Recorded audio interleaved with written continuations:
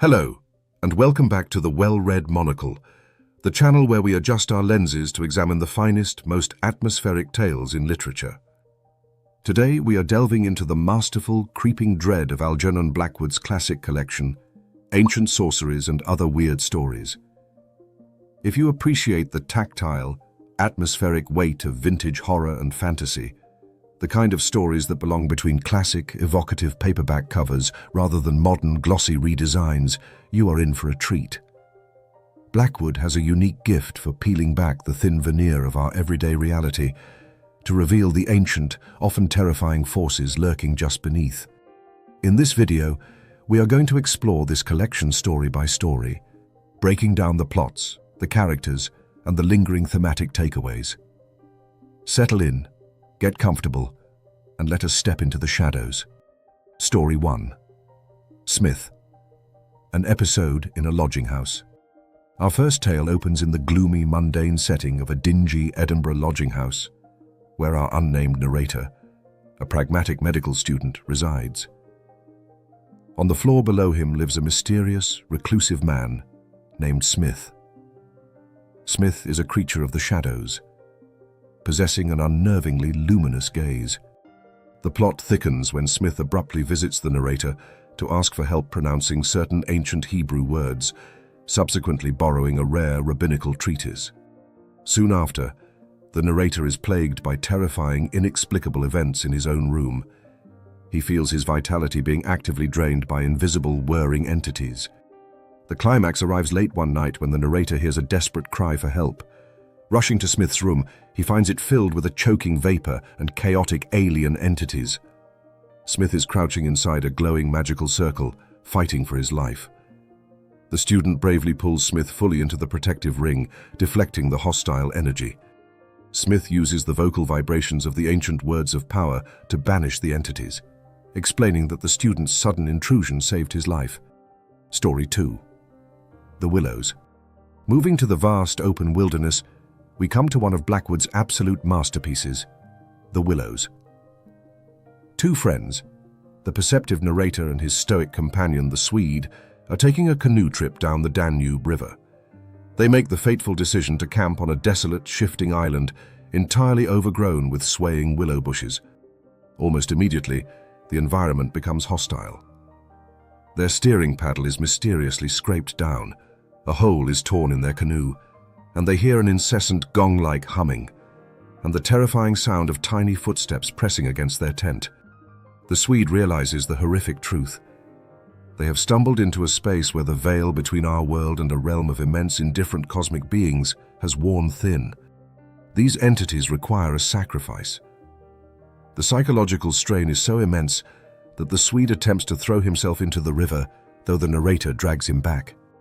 As dawn breaks, salvation arrives when the body of a drowned peasant washes ashore. The alien forces accept the dead man as their proxy victim, lifting the siege. Story 3. The Insanity of Jones. Our third tale shifts into the realm of karma. John Enderby Jones is an ordinary London clerk who harbors a profound secret. He is acutely aware of his past incarnations. He possesses an instinctive, terrifying hatred for his general manager, a tyrannical man. Jones begins to experience vivid visions of a past life during the Spanish Inquisition. Guided by the spirit of a former colleague named Thorpe, Jones recollects being brutally tortured by a tall, dark inquisitor. In a moment of absolute clarity, he recognizes the face of the inquisitor. It is the general manager. Understanding that the universe demands perfect balance, Jones methodically plans his revenge. Locking himself in the office with the manager, Jones calmly shoots him precisely in the places he was tortured centuries ago.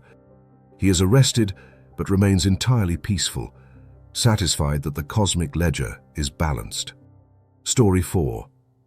Ancient Sorceries. Next, we follow the timid, quiet Arthur Vezin, who impulsively leaves a noisy train to explore a sleepy, picturesque French hill town. He soon notices the inhabitants move with a strange, silent, oblique grace, exactly like cats. He becomes enamored with the innkeeper's beautiful daughter, Ilse, who hints at a shared ancient past and tries to draw him into the town's secret life. The climax is a dizzying nightmare. At night, Vezin witnesses the townsfolk transforming into feline shapes. Ilse and her mother, now revealed as the leaders of a demonic cult, attempt to drag the terrified Vezin into a frantic witches' sabbath upon the town ramparts. Remembering Ilse's sudden, irrational fear of a bonfire earlier that day, Vezin manages to break the spell just in time, stumbling away and fleeing the haunted town for good. Story 5. The Man Who Found Out. This brief, deeply unsettling nightmare follows Professor Mark Ebor, a brilliant explorer who discovers the fabled tablets of the gods in the deserts of Mesopotamia. When Ebor finally returns, he is fundamentally broken. He has successfully translated the tablets, but the secret of human existence they contain is a truth of utter, crushing despair. Ebor refuses to share the knowledge, realizing that revealing the true, futile nature of the universe would instantly strip humanity of all hope and sanity. He takes the secret to his grave. Story 6. The Wendigo. We then travel to the unforgiving Canadian backwoods. A hunting party consisting of Dr. Cathcart, his nephew Simpson, and their guides Hank and Defago splits up.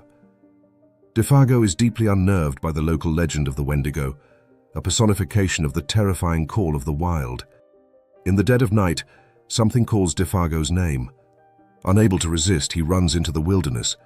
Simpson follows his tracks in the snow, watching in horror as the footprints widen into impossible, massive strides that are no longer human. Days later, Defago returns to camp, but his mind is shattered and his body is horribly altered.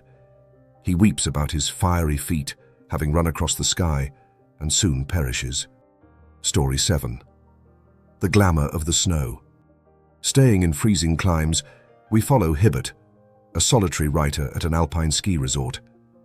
He becomes obsessed with a mysterious, beautiful woman he sees skating alone at night.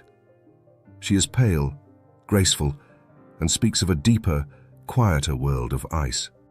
Drawn by her seductive charm, Hibbert follows her on skis far up the treacherous mountain slopes in the dead of night.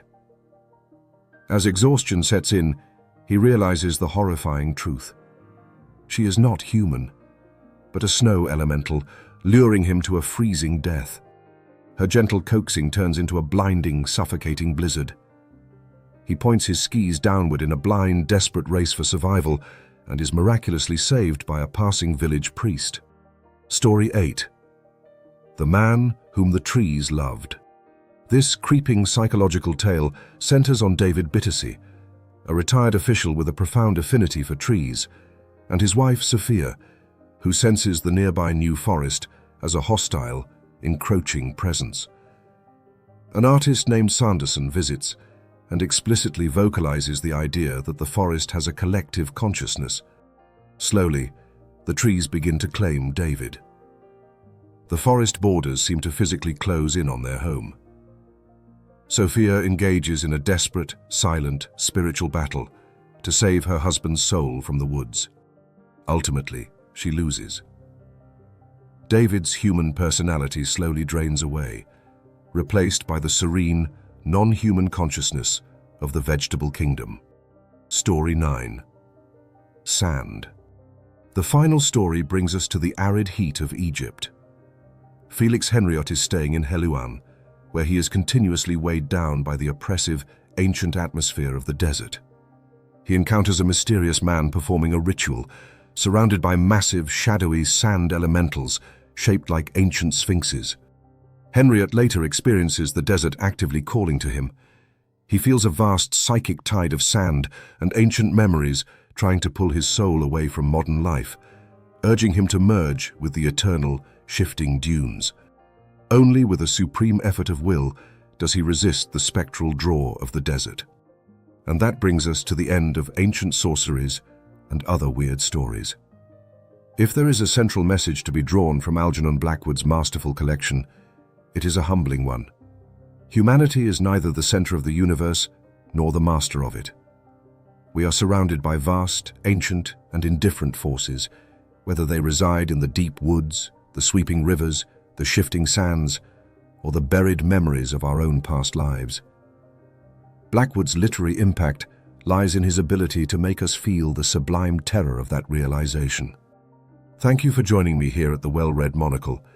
If you enjoyed this journey into the weird and atmospheric, be sure to like, subscribe, and let me know in the comments which Blackwood tale chilled you the most. Until next time, keep your lenses polished and your pages turning.